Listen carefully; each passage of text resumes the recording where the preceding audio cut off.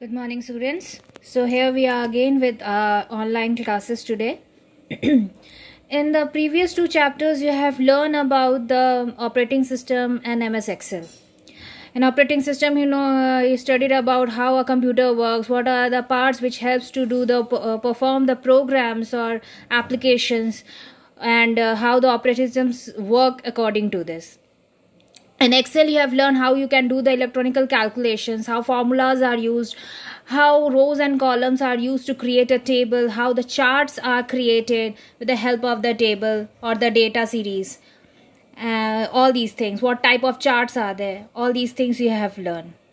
Today, we will learn about the algorithm and the flowchart, the third chapter of this subject. It is algorithm and the flowchart. Let's move. Algorithm. हमारे daily life में हम कोई भी काम करते हैं, whatever work we do in a stepwise way.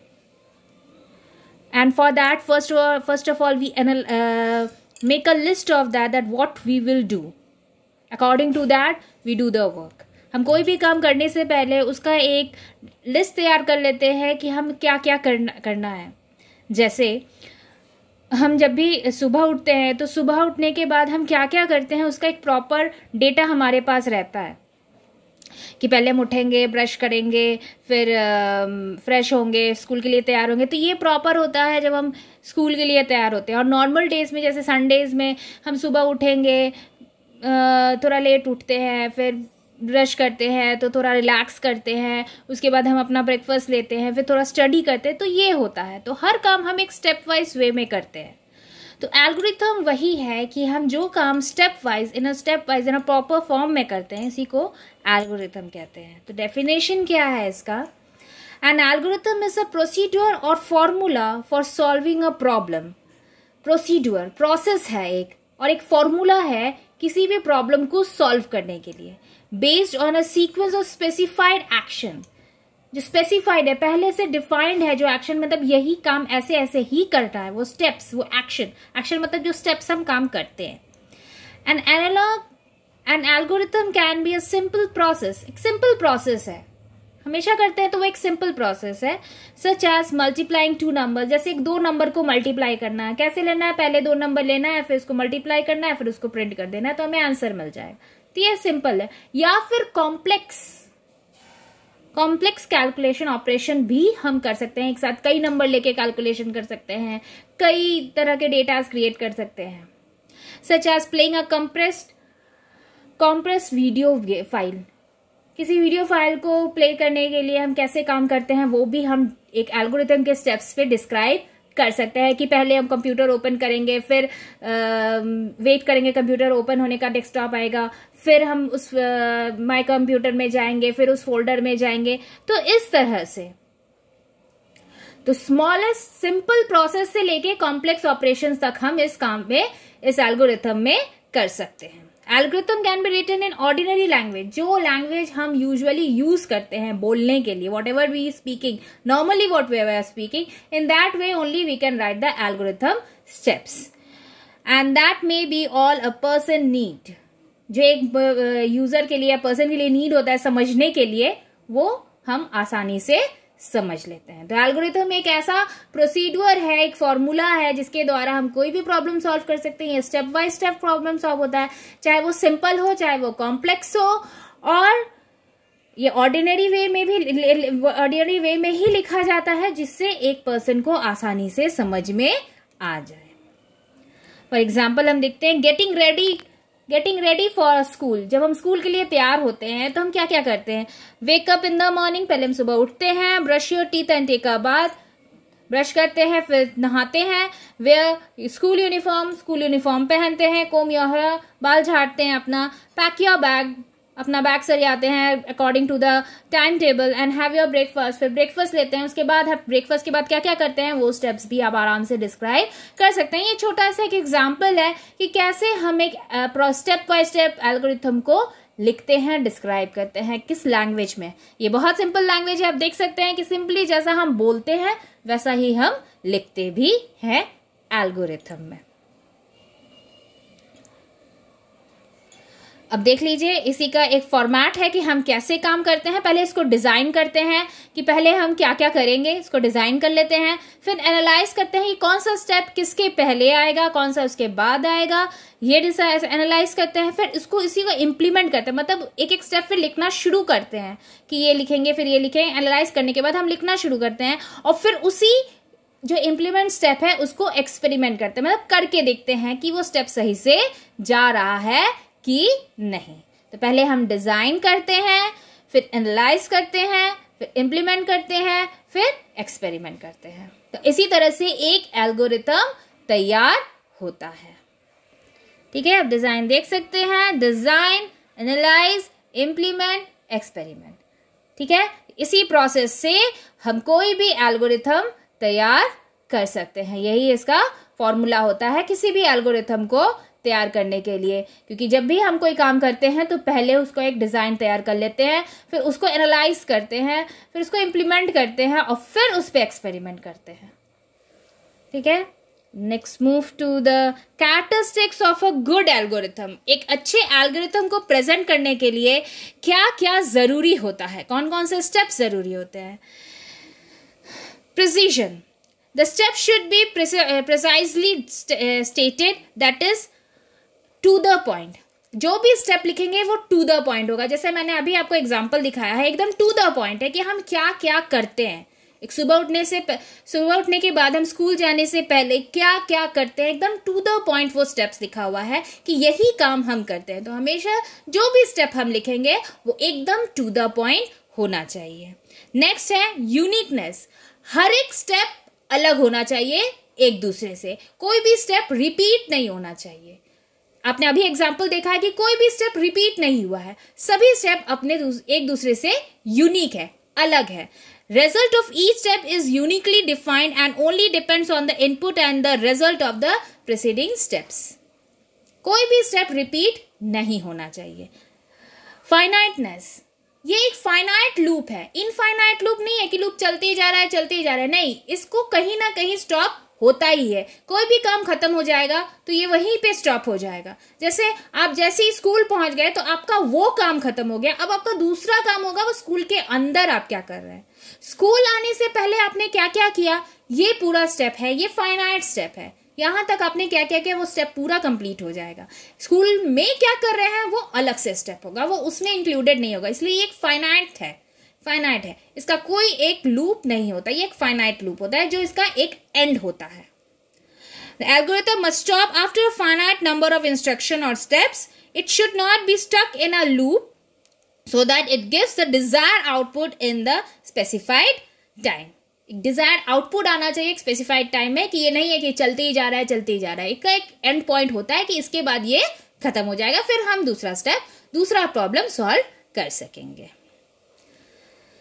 Next, provision. The algorithm should be able to take inputs and give the desired defined result after processing. Input लेने में होना चाहिए कि ये इनपुट आराम से ले सकता है और उसका आउटपुट भी आराम से हमें दे सकता है, कि इसका इजीली हम इसको डिस्क्राइब कर सकते हैं और इजीली ये कोई भी इनपुट ले सकता है। ऐसा नहीं है कि स्पेसिफाइड इनपुट होना चाहिए, कोई भी इनपुट हम ले सकते हैं और किसी भी प्रोसेस से हम इसका आउटपुट निकाल सकते हैं बहुत ही आसान तरीके से। Definedness, each step of algorithm must be defined unambiguously, मतलब without any doubt. Unambiguously मतलब होता है without any doubt, कोई भी डाउट से हम वो स्टेप आराम से डिस्क्राइब कर सकते हैं किसी को भी। Generality मतलब the algorithm should apply to a wide range of input. ऐसा नहीं है कि लिमिटेड रेंज, बड़े रेंज से भी हम इनपुट निकाल सकते हैं। अगर 4 नंबर ले रहे हैं, 5 नंबर ले रहे हैं, तब भी हम आराम से इनपुट, उसमें अगर कई तरह से कैलकुलेशन करने हैं तो सेम इनपुट है और कई तरह के कैलकुलेशन है, तो हम उसको भी आराम से एल्गोरिथम में स्टेप बाय स्टेप प्रोसीड करके दिखा सकते हैं। ऐसा नहीं है कि हम कॉम्प्लेक्स ले लेंगे तो हमें उसमें दिक्कत आएगी। हम नंबर लार्ज भी ले सकते हैं, छोटा भी ले सकते हैं। एल्गोरिथम में बस इतना ध्यान देना है कि हम उसी चीज को आराम से स्टेप बाय स्टेप डिस्क्राइब कर सके। Next, move to the steps of developed an algorithm. किसी चीज को डेवलप करने के लिए बहुत सारी प्रॉब्लम्स आती है, उस प्रॉब्लम को हम कैसे फेस करते हैं ये भी देखना बहुत जरूरी होता है। Obtain a description of the problem, पहले प्रॉब्लम का डिस्क्रिप्शन होना चाहिए कि कहाँ प्रॉब्लम आ रहा है, क्यों प्रॉब्लम होता है। कभी कभी ऐसा होता है कि कोई भी नंबर हम लेते हैं तो हो सकता है कि उसका रिजल्ट आ जाए लेकिन उसका कोई प्रूफ ना मिले, ऐसा कभी कभी होता है, लेकिन उसका भी प्रॉपर हमको डिस्क्रिप्शन देना जरूरी होता है कि ऐसा क्यों हुआ। फिर कभी कभी होता है कि डाउट है लेकिन हम उसको बाद में क्लियर आउट कर ले। सो कोई भी प्रॉब्लम आता है तो उसका हमको एक प्रॉपर डिस्क्रिप्शन देना जरूरी होता है। एनालाइज द प्रॉब्लम, अगर हम स्टेप्स लिख रहे हैं तो पहले हम एनालाइज कर लेंगे कि प्रॉब्लम कहाँ आ रहा है। अगर हम स्टेप्स लिख लिए हैं, रिजल्ट सही से नहीं आ रहा है, समझ में नहीं आ रहा है, तो हम पहले एनालाइज करेंगे कि हमने जो स्टेप्स लिखा है क्या वो स्टेप सही से लिखा है या ऊपर नीचे लिखा है या कोई स्टेप छोड़ दिया है। ये बहुत जरूरी होता है किसी भी एल्गोरिथम को डिस्क्राइब करने के लिए। जब हम किसी भी एल्गोरिथम को डिस्क्राइब करते हैं, जब हम किसी भी एल्गोरिथम को डिजाइन करते हैं, तो एनालाइज के समय ये देखना बहुत जरूरी होता है कि हम जो भी स्टेप्स लिख रहे हैं क्या वो हम सही ढंग से लिख रहे हैं या नहीं लिख रहे हैं। Develop the step wise solution for the problem, step wise solution होना चाहिए। ये नहीं कि एक साथ हम सारा सोल्यूशन निकाल रहे हैं। जहां प्रॉब्लम हो रहा है वहीं एक से एक पहले एक स्टेप को देखेंगे, वहां प्रॉब्लम हो रहा है उसको सॉल्व करेंगे, फिर नेक्स्ट स्टेप में आएंगे, फिर वहां प्रॉब्लम हो रहा है उसको सॉल्व। इस तरह से step by step problem solve करते जाएंगे, ना कि एक ही साथ सारा प्रॉब्लम सॉल्व करेंगे। इससे क्या होगा, कंफ्यूजन होगा और हमें अपना प्रॉपर एरर प्राप्त नहीं होगा। हमें समझ में नहीं आएगा कि where the problem is creating in creating an algorithm. If he doesn't do in a proper way, if he doesn't see in a step-by-step process, then we may face a big problem there and we can't solve any solution. Can't find any solution. So, whenever we are checking the error, always check in step-by-step process so that we can understand where we are facing the problem. In that way, we can see the problem is there and we can identify the error and we can remove the error very easily. Refine the algorithm by adding more details.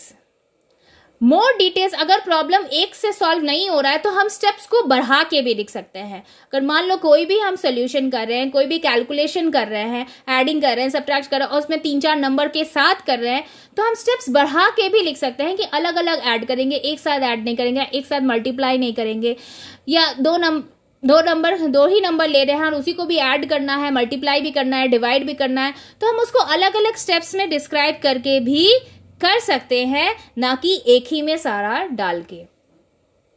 हम अलग अलग describe भी कर सकते हैं। इसको steps को हम बढ़ा भी सकते हैं अपने तरीके से। जरूरी नहीं है कि स्टेप्स कम ही लिखें और उसमें प्रॉब्लम क्रिएट करें। इससे जरूरी है कि हम स्टेप्स को बढ़ा दें और उसको पूरी तरह एक्सप्लेन करके प्रेजेंट करें, ताकि जिसको भी हम प्रेजेंट कर रहे हैं उसको आसानी से समझ में आ जाए।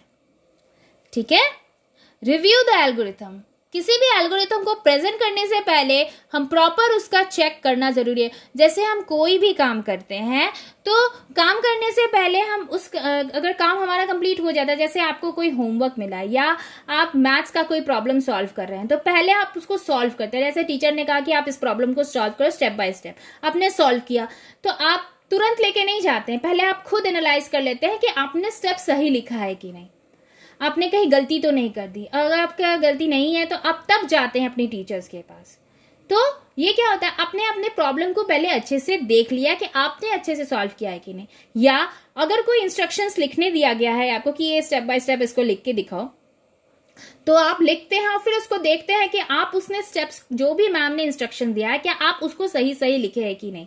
जब आप लिखते हैं तब उसको आप प्रेजेंट करते हैं अपने टीचर के सामने। तो कोई भी काम जब हम करते हैं पहले उसको खुद रिव्यू कर लेते हैं कि हम जो काम कर रहे हैं वो सही तरीके से कर रहे हैं कि नहीं, और उसके बाद उसको पब्लिकली प्रेजेंट करते हैं, ताकि जो भी समझने वाला हो सामने उसको आसानी से समझ में आ जाए।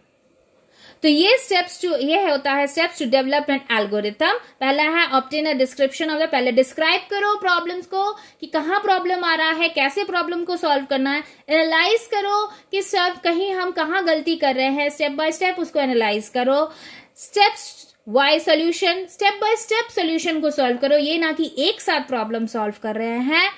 Refine the algorithm adding more details, more steps डालना अगर जरूरी है उसमें तो हम उसमें और भी स्टेप्स डाल के उसको अच्छे से डिस्क्राइब कर सकते हैं।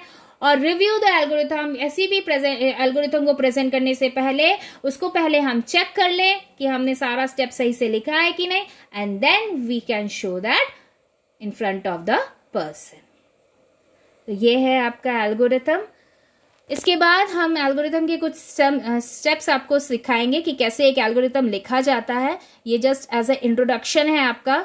So please girls, go through this video very carefully and study it, and if you're having any problem then comment on the comment box, and in the next video I will give you some solution of the algorithm. Thank you.